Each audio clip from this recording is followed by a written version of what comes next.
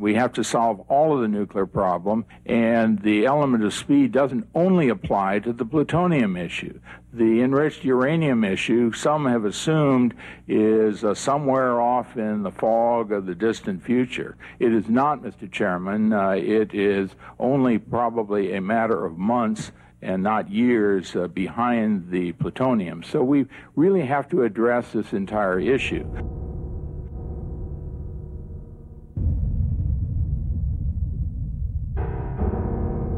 It appears that there was an exchange between Pakistan and North Korea with respect to missile technology going one way and nuclear information or technology, and I don't know how much may have transferred, whether it was technology, blueprints, materials and equipment or what, but there seems to be a very strong belief that there was an exchange, a barter arrangement, if you will, between Pakistan and North Korea at some time in the past, and probably not that many years ago.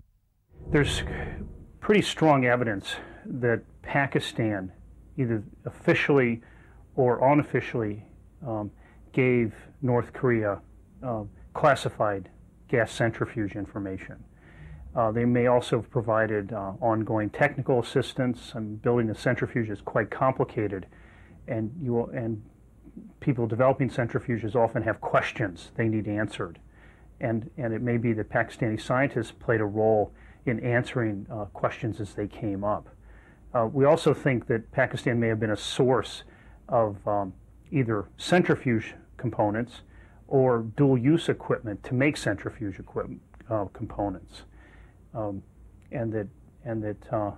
in general, we think Pakistan was a major provider of the technology and perhaps some of the actual components of centrifuges, and perhaps some dual-use equipment to make centrifuge components.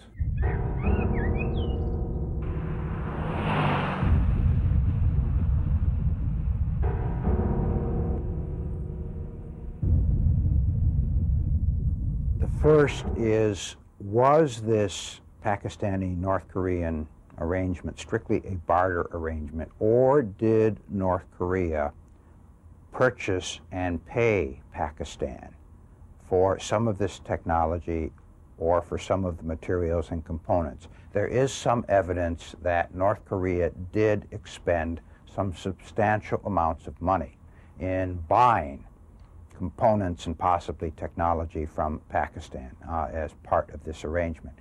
The second issue, which is even more important, is first, has Pakistan's own nuclear program progressed to the point where Pakistan can produce nuclear weapons in the form of nuclear warheads that can be mounted on missiles?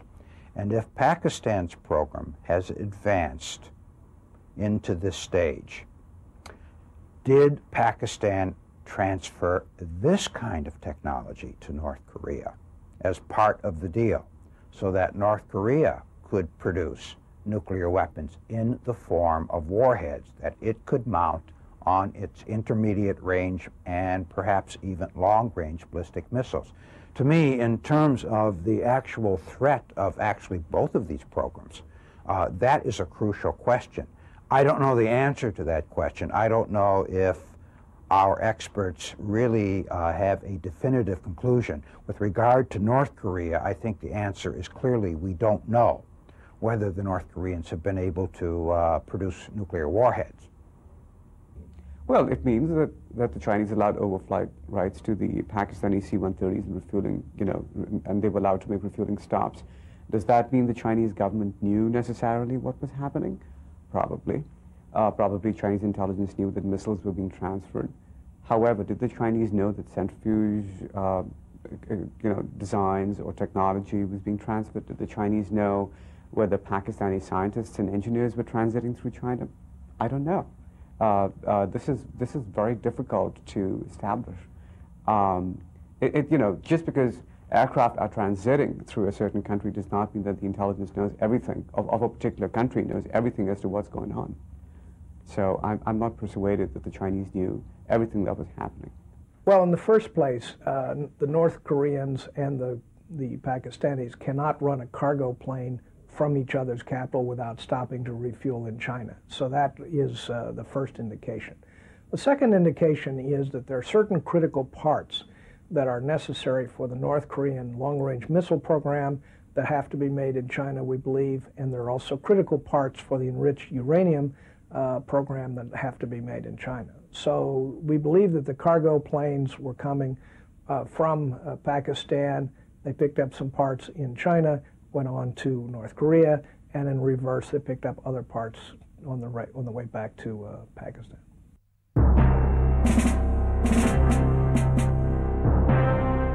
The Pakistani Air Force's C-130s flying out of Islamabad would take this route over Tibet to Lanzhou for refueling, and then they would follow the corridor straight through to Pyongyang. It is anybody's guess whether a cargo got loaded at Lanzhou. The possibility is always there, as Bill Triplett points out. The return journey would involve backtracking along the same route.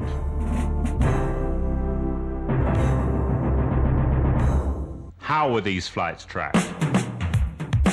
Part of the monitoring used to take place from the Indian Air Force's radar and electronic signal gathering station at Patnitop, high in the Himalayas and Kashmir. All Pakistan Air Force radio and signal traffic emanating from airfields like Islamabad and Kohat, among others, is tracked from Patnitop. This provides the first line of intel on flights through to China. These are unusual flights for the Pakistanis because their regular flights to China are essentially to Chengdu to pick up aircraft spares. This core intel was presumably shared by the Indians with the Americans, who then deployed more sophisticated means to track these flights. Redmond Control, Assalamu Alaikum. This is Alpha Cubic 1. We are ready to start motors. Walaikum Salam, Alpha Cubic 1. You are clear to start.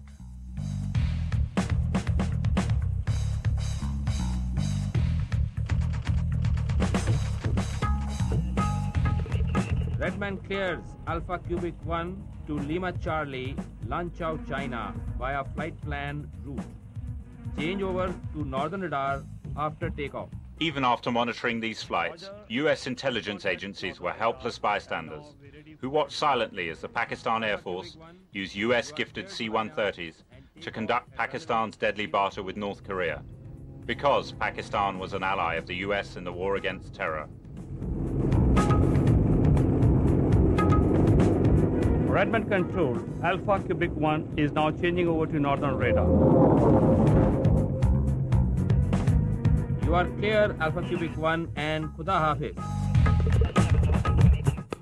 Lima Charlie, good morning. According to the CIA's National Intelligence Estimate, submitted to President Bush in June 2002, Pakistani-built uranium centrifuges, which are slim cylinders 6 feet high, were shipped by the thousands in the C-130s to Pyongyang. The CIA report estimated that with the few thousand centrifuges delivered by Pakistan to North Korea, over 3 warheads a year could be built, with enough fissile material left over to sell to other terrorist organizations like Al-Qaeda.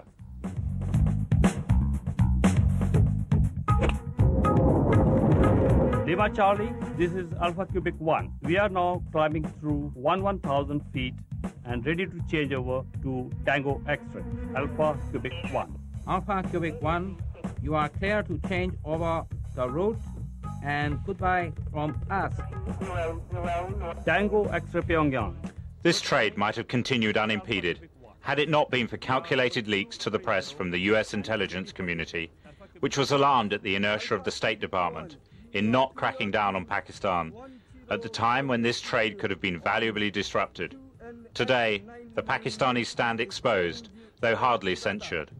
Roger, clear to 10,000 feet on QNH 9999, and now we are changing over to radar. Good day, Alpha Cubic 1.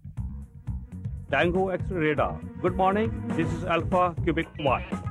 Alpha Cubic 1, this is Tango X-ray Radha. You are clear for a straight in POR approach for runway 09. Roger, clear for a straight-in approach, runway